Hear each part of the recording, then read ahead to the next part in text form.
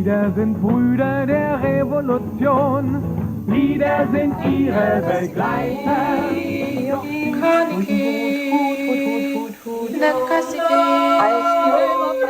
I'm Hannah Judd.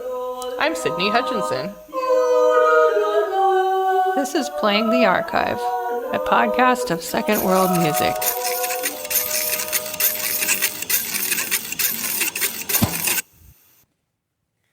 Hello and welcome to Playing the Archive. Today we're doing something a little different, a kind of double episode with two sound artists and music researchers who both interned with my project Second World Music over the summer. First we'll hear from Nicolás Rey from Buenos Aires, and then I'll talk to Rita Santos from Lisbon. I'll add a chapter mark so you can jump easily between these two mini episodes, in which I discuss obsolete media, archival recordings, sound art, research, and even ghosts with both of these doctoral students. I hope you enjoy these conversations.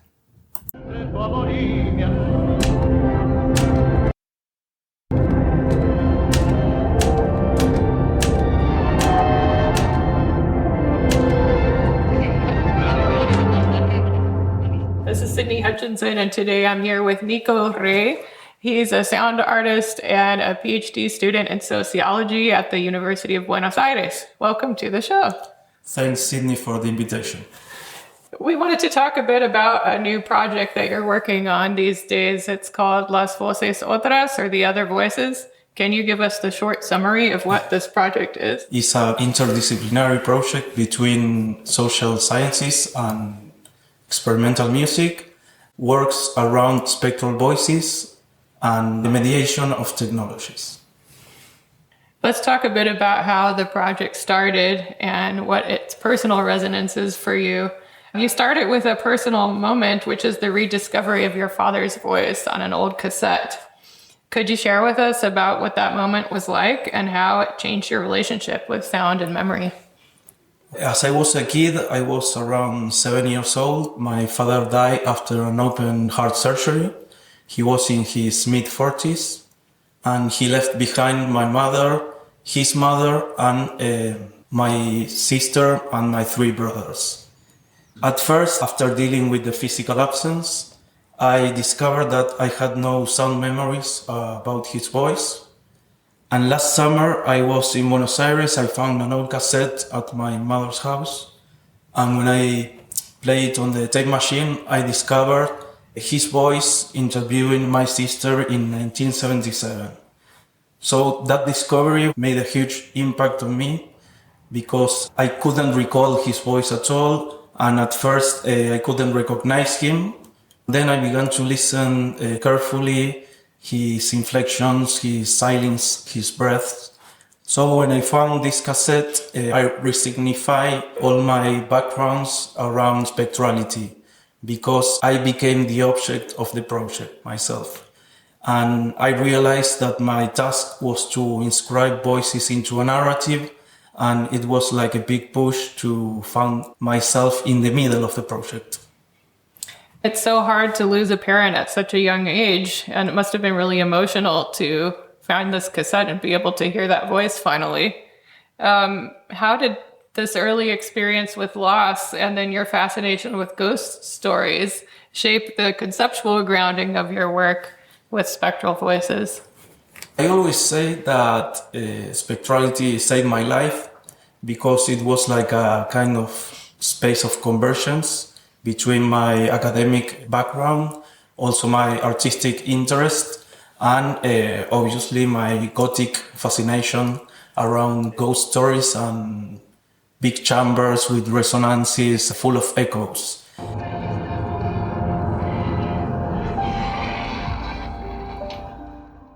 When spectrality arrived to me, I found that all the threads come together. That tie between the emotional resonance and the creative work with these voices and then your research at the university. I wonder, is this a part of your PhD project? Is this something that the sociology department at University of Buenos Aires is interested in also? Not yet.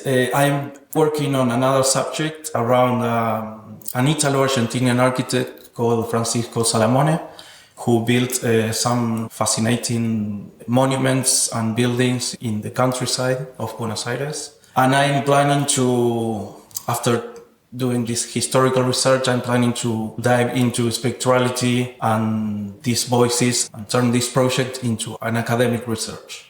It seems like both projects have to do with memory in different ways, which is, of course, a topic that's really interesting to us in archives.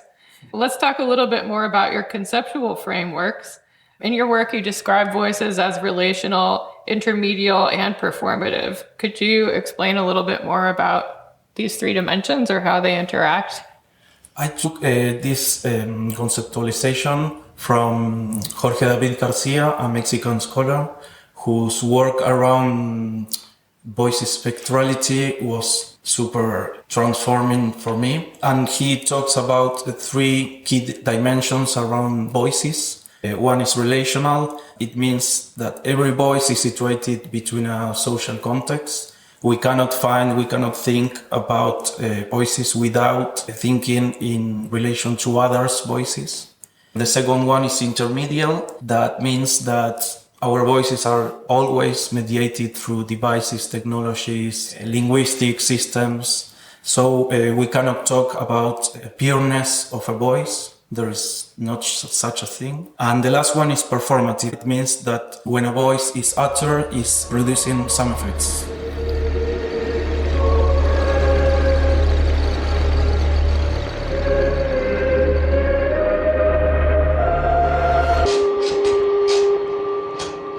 Mucha gente por ahí capaz que se ha olvidado. Creo que mucha gente ha dejado de ir de pronto a ese lugar.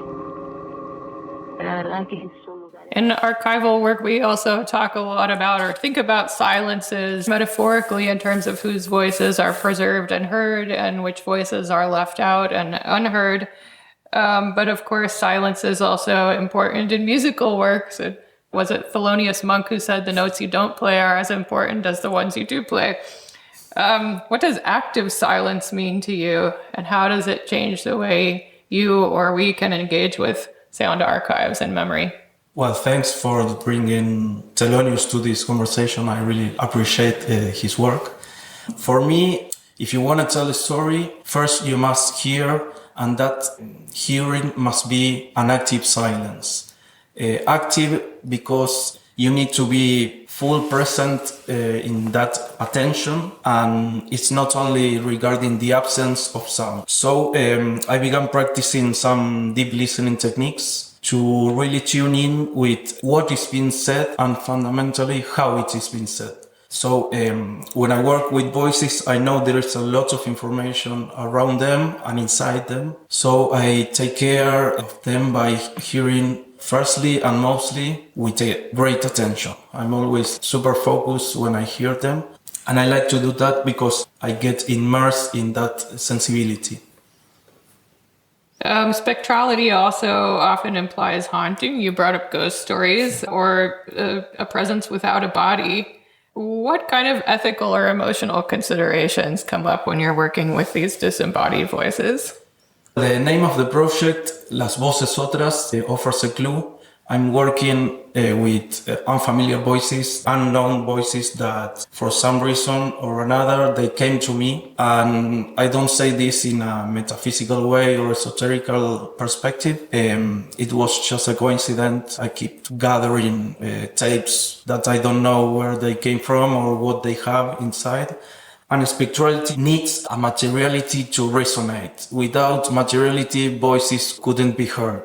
I kind of feel like a medium in a way that they can occupy my body, like they can inhabit my body and other bodies to be heard again. So when we talk about spectrality, we mean two-dimension, that is on the first side, a wide spectrum of sonic qualities like breath, sleeping sounds, and all that we can associate with a voice. And also a phantasmatic load that voices charge. So I'm constantly referring about this project that our voices are inhabited by ghosts. Los destinos de cada uno están marcados, tanto como el que se va como el que queda con el dolor, ¿no?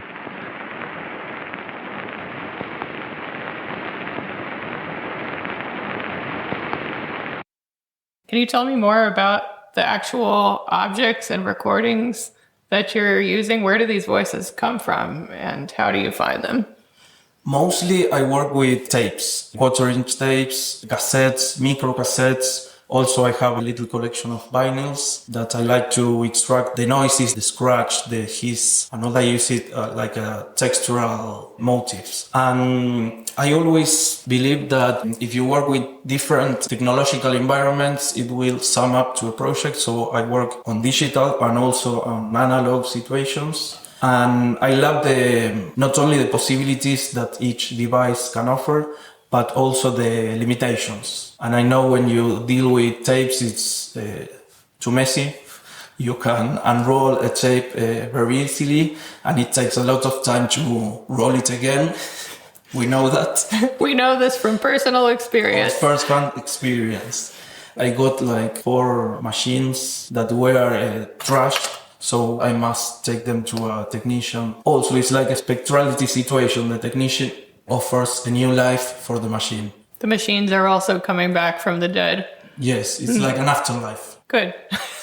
It's comforting that there is an afterlife even for machines. These tapes, they come to you, they're found objects. You don't know whose voices they are or what the history of those tapes was, when or where they were made. How do you deal with these ethical considerations of using those kinds of voices? Well, first of all, I feel responsible for them, for these voices, because as you said, I don't know the sources. I do not know who the person is behind the tape. I believe that they are not only sonic traces that I can use for some samplers on music. Instead, I believe they must be preserved and protected and be cared for. For me, they are like pieces of someone's life. I try to build some creative way of honoring their lives and shaping into a narrative landscape that will allow to continue their journey, like in an afterlife situation. How did you first get interested in working with sound? Would you say that this is something that you were always very aware of, even as a young person? I'm gonna quote Jorge Luis Borges and his circular motion of narratives. I began talking about my father, and after his death, I asked my mother for a guitar. Nobody in my family played guitar, so it was my first link to sound and music. And after that, I began exploring new geographies around sound, but I always kept them apart from my academic interests or concerns. So when I found about spectrality, I sort of realized that it could be a place where I can converge all these interests. Well, my sound memories began in that moment, I believe, that I was aware of how things sounded and also that I could recall some memories even after decades of forgetting them. Let's talk a little bit more about this technology and mediation. You speak of listening to obsolete media as a way of hearing the inaudible, and lo inaudito is a topic that also came up in our recent conversation with Alejandro Madrid on this podcast and his recent archival research. I wonder if you could explain more how you understand this concept of the inaudible and what it has to do with the formats you're working with. The inaudible is like conjuring the presence of the absent. And for me, it allows these voices, these lost voices, to speak again in new habitats. I strongly believe that the inaudible is the possibility or impossibility to retrieve these messages. Perhaps they might be lost in a near future, or perhaps when I digitize some tapes, it gets trashed or it gets destroyed, and that voice will be lost forever. So for me, also the art of remembering is an act of forgetting, inevitably. So I tend to balance that extreme responsibility for these voices and also emotional detachment for them. Let's get more into a specific instance from your work. And that's the part that deals with a particular place in Argentina, the Lake Yaguin.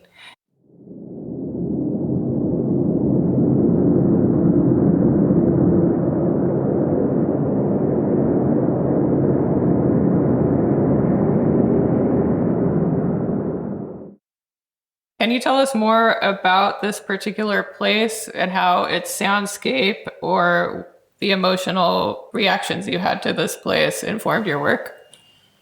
Lake Chehuen is a great place in Tierra del Fuego. It's immersed between the mountains. I first visited that place a few years ago, and in that visit I kept a state of astonishment, and I couldn't articulate why. I couldn't decipher what happened to me in that visit. So after doing some research, I discovered that there has been a tragedy, a shipwreck in 1989, and that revelation reframed all the whole experience that I had. I still have some vivid sound memories about the lake, like the constantly blowing wind and its texture and its density.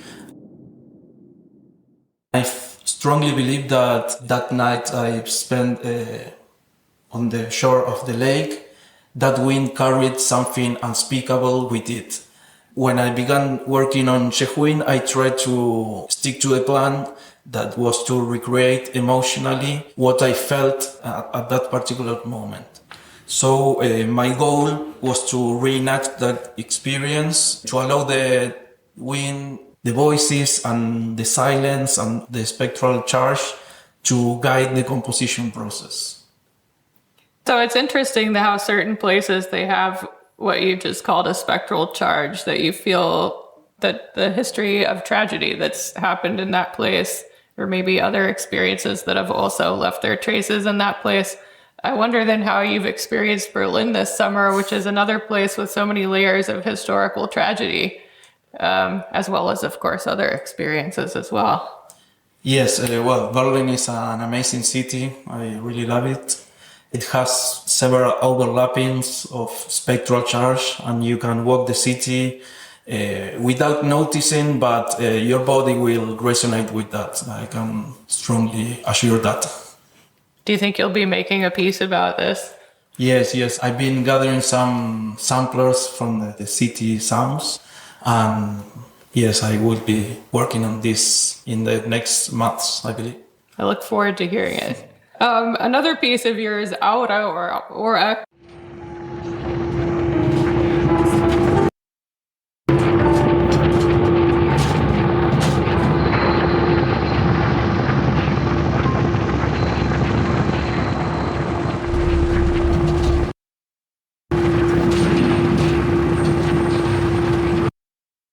Estimados oyentes, nuestro programa de canciones y música de París. You mentioned obsolete technologies and absent voices. How do you build new narrative habitats for these voices in your compositions? Well, Aura also is, for me, a turning point. It's an opening track because it's a statement of intent. I work for the first time with obsolete media, with these voices, and also the act of memory. I recorded some samplers, and then I began mixing it with voices that I have found in several tapes. And the result was a unique narrative habitat, because I first listened all the voices that were condensed there, and I heard not only the content, but also the conditions, the trashy sound of the domestic tapes, the hesitations of while you talk. There are clues, hints to follow. I tend to think that I'm following something, and then I'm shaping a narrative, and I try to stick to that very first emotion I had. Perhaps it changed, but I tend to think that my role is to guide these voices into a new sonic landscape. I wonder if all of this experience with these different voices has made you think differently about your own voice.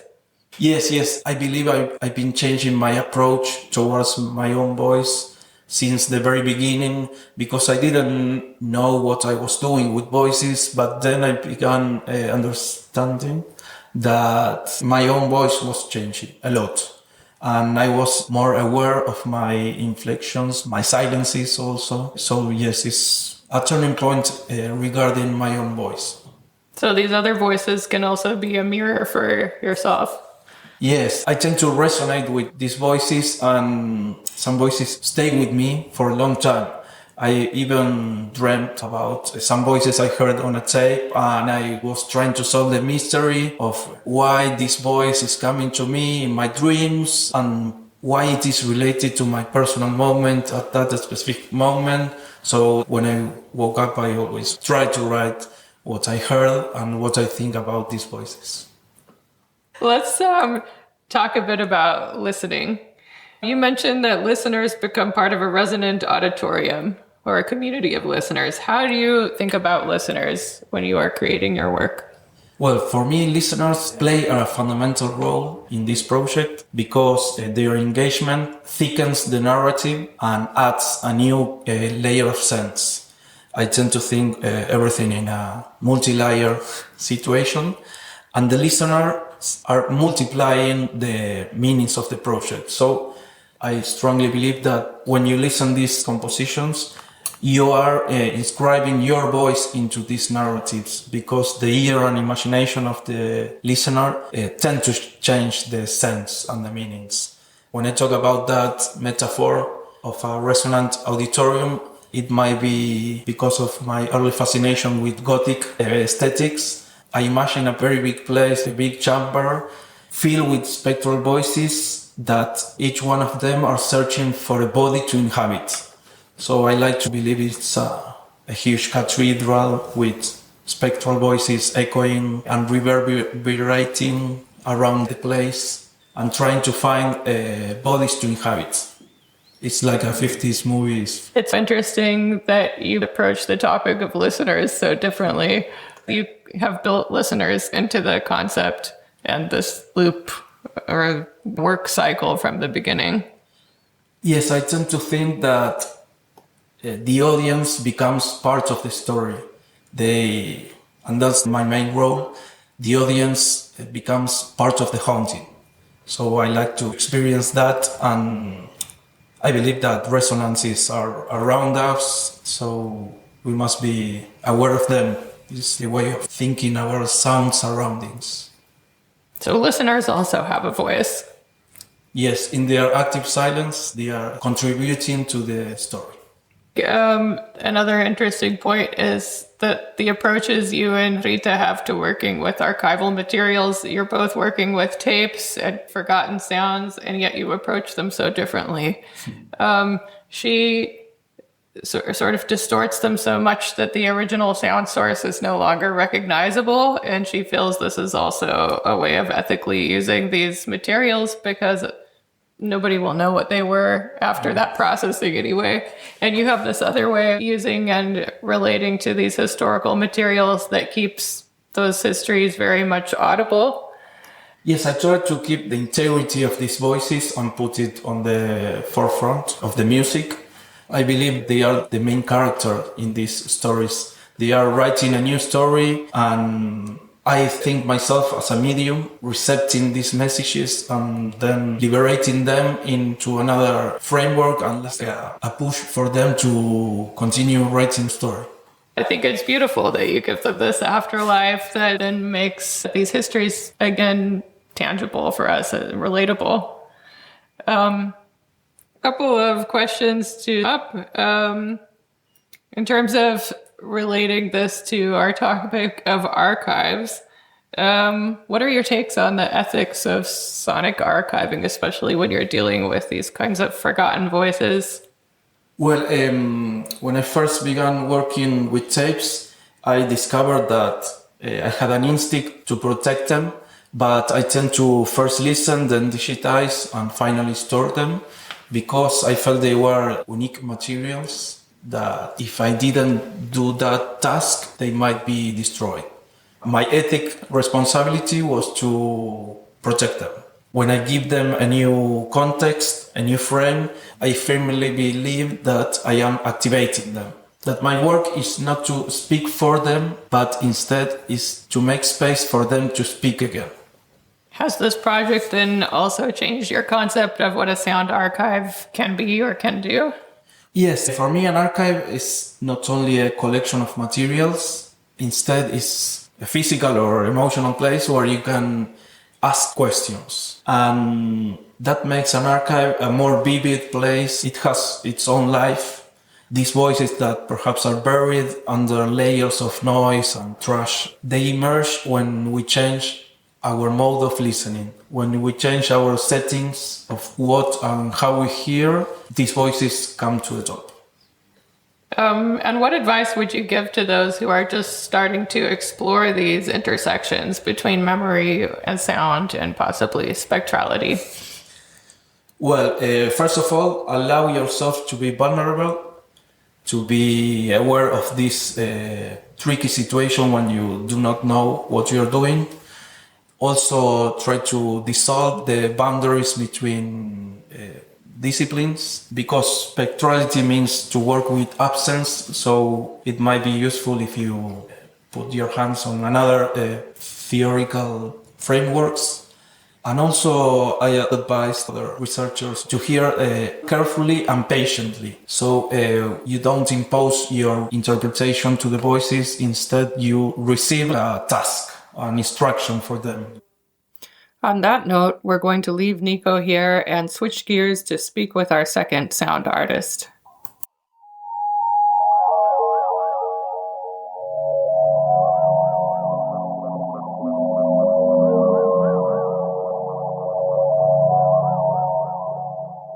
This is Sydney Hutchinson, and I'm here today with Rita Santos. Hello. So, you are a PhD student in Lisbon, Yes. and you make both experimental sound art and do research on people who make experimental sound art. So tell me how you got interested in this topic. So I went to sound engineering school, and it was more focused on sound for cinema.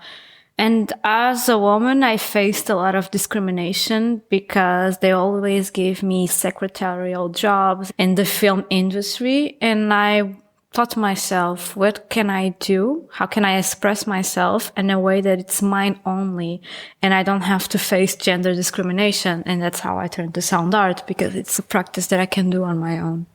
Do you feel that women are more accepted in this area? No, no, we still have a long way to go, because I sometimes feel that a lot of experimental music and sound art places, even though they don't discriminate against you, they're highly masculinized. And you do feel that. Even though the people are not hostile towards you, you feel the environment in itself, it's hostile because it's not made for or by women. There's historically been a bias that sees technology as more male-oriented or masculine. How do you relate to the technology that you use from your own perspective as a woman who's experienced discrimination? I use it as a means for itself. I'm not particularly interested or have to grasp a certain level of knowledge as my male peers, but I use technology to abide to my work, not the other way around.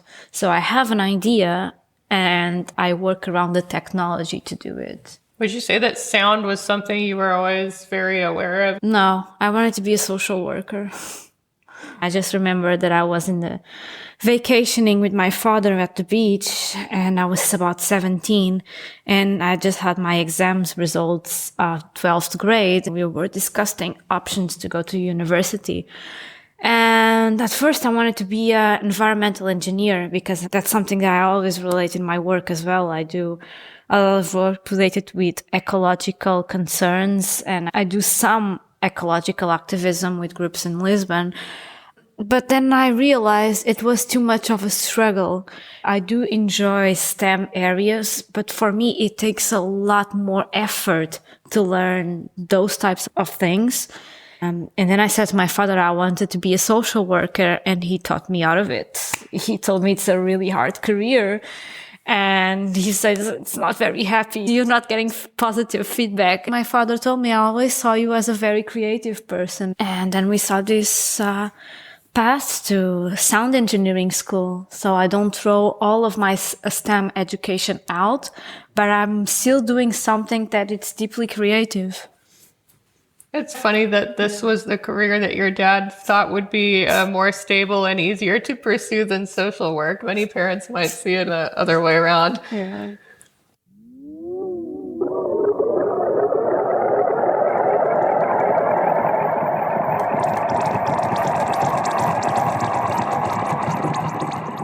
So here we are, we're sitting in one of the world's first sound archives. Could you tell me a bit about how you relate to historical recordings and archives? I believe all art should be a little subversive. And as an artist, we do have that role. Not only to copy the status quo of the institutions, but also give voice to the records that are stored. I relate to the records by giving them new narratives, new voices, and also expand the stories that they could tell. What are some interesting or unique recordings that you've been able to incorporate into your work? The Avant Camarada. I was not expecting to hear that so easily here, because it's a deeply childhood sound memory. The Avant Festival. It's a festival of the Communist Party in Portugal. It's the biggest festival and cultural event. It gathers millions of people every year. And I always lived around that area, South Lisbon. So I always went there, and I was always super aware of the political struggle of the generations before me, especially the struggle of socialists and communists, because in the area that I live, people are really engaged with politics. Then all of a sudden I hear that, and I'm transported to my childhood. How did you use this recording then? I actually just changed the pitch, changed the filter, and I process it to a modular synthesizer. Sometimes I just sit for hours and I'm just deconstructing the sound for hours and hours on end, and then I'll find something that I'm like, this is interesting. But it always passes this process of completely wrecking its foundations.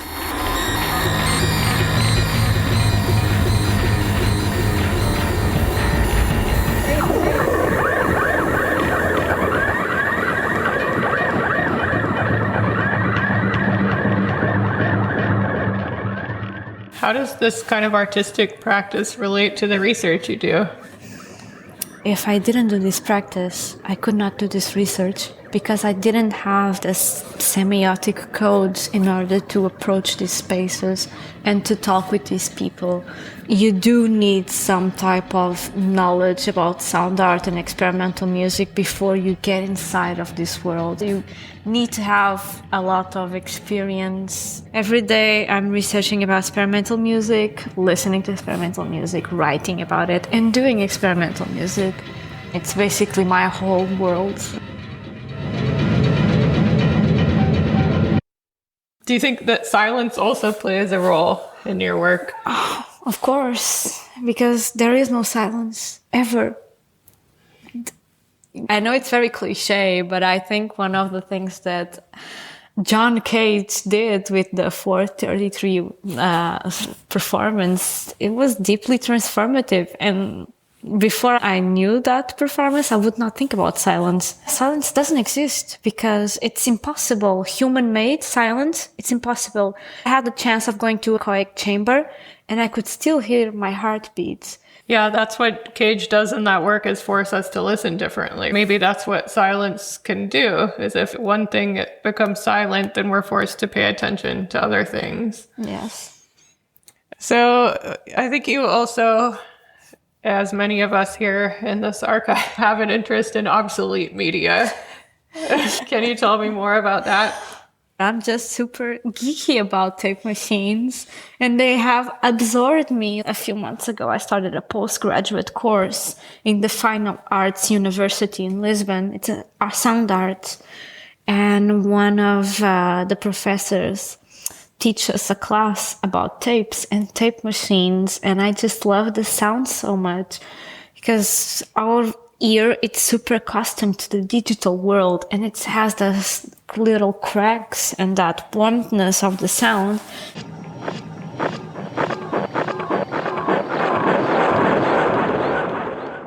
I also love the works of William Basinski and Brian Eno, and they do a lot of experiences with tape, both of them. So William Basinski has that experience of the recordings of 9/11, and also Brian Eno has that one that the tape goes around the entire living room, and it creates a huge delay. it's so creative, and their work sounds so profoundly inspiring. How do you think that tapes are different? Maybe people relate to them differently than to other forms of obsolete media, discs or cylinders or wire Definitely. recordings? Because it's more do-it-yourself. It's more anarchists. Because you can just pick up a scissors, slice it up, tape it together. You couldn't do that so easily with a vinyl record. You could scratch the vinyl record. You can break the vinyl records. It sounds interesting, but you cannot do 100 of those because it's not very cost effective. How do you think about ethics in terms of using sound recordings that already exist, that were made by others? I just process it completely until it becomes unrecognizable. So it's not the work of somebody else anymore. It's something else. It's a sound mass, a sound unity. So I never use the work of somebody directly. I cannot tell you, this sound is this recording. I know they came from the archive, but I don't know them anymore. I do relate to them during the process because some of them, they give me deeply, deeply far away memories of childhood, something. How do you think about or address listeners in your work? I don't create for an audience. I create works on commission. Or if I'm going through a really bad period of my life and I need creative outlet, I also do that. But it's never for the listener. It's like...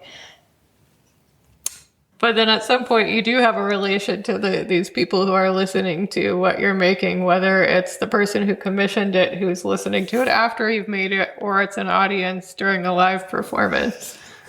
I get deeply touched when people say they like my work because I was not making with that in consideration. When people say they really relate to it, it's a surprise for me. I don't create with the intention of exposing it. I create with the intention of discovering other sounds. The priority is the process of sound discovering. What do you hope to show people about these types of practices with your research?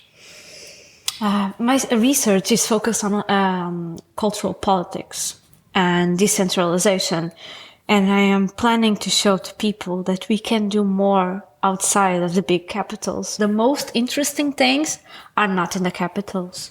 Some people think of Lisboa and Porto as big artistic capitals. For me, it's just places where artists might live because inspiration is all around you. A small village, it might be more meaningful. For example, for young people that might not have access to this type of music, to listen it next to their house in a place they can reach, it can be more transformative. They can think, oh, I can do other things with my music. Do you also find inspiration in these other landscapes that are less central? Definitely.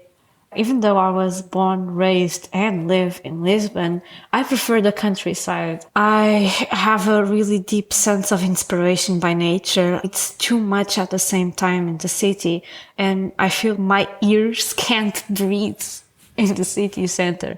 You always have somebody, your friend is playing, there's a gallery opening, there's a free concert, everything is happening at the same time. You don't have the time to ground in yourself, just to be alone with your thoughts. Is there a particular place that you've found particularly inspirational or that led to a certain piece?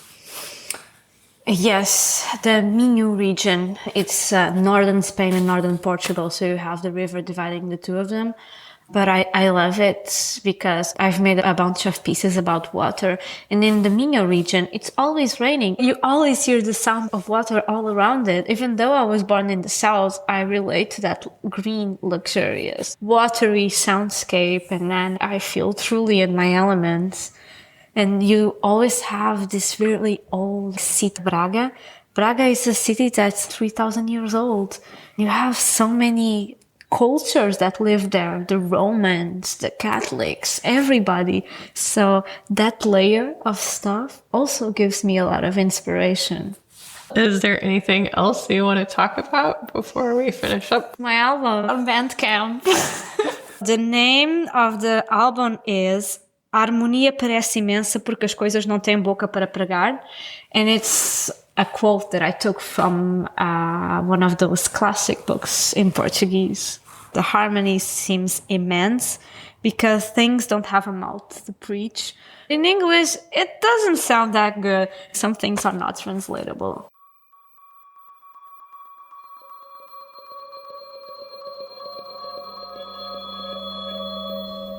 Well, that wraps it up for today's double episode. Thank you to Rita and to Nico for talking to me about your artistic work and your research. Thanks, Sydney, for this opportunity to be here in the podcast, Playing the Archive. It was a great pleasure. Thank you. It was a pleasure having you. Thank you. Thank you.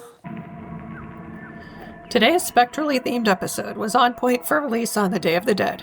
In it, you heard excerpts from the following pieces of sound art by Nicolás Rey, Aura, and Yawin, which is playing right now. You can hear him on Spotify. By Rita Santos, several tracks from her new album, Harmonia Parece Imensa porque as coisas não têm boca para pregar. You can get it on Bandcamp, links in the show notes. Playing the Archive is part of the Second World Music Project, led by Dr. Sydney Hutchinson, which is now relocated to the Staatliches Institut für Musikforschung, or National Institute for Music Research, in Berlin. The project is funded by the Deutsche Forschungsgemeinschaft, and the podcast is produced with the support of the Media Department of Berlin's Ethnological Museum and Museum for Asian Art.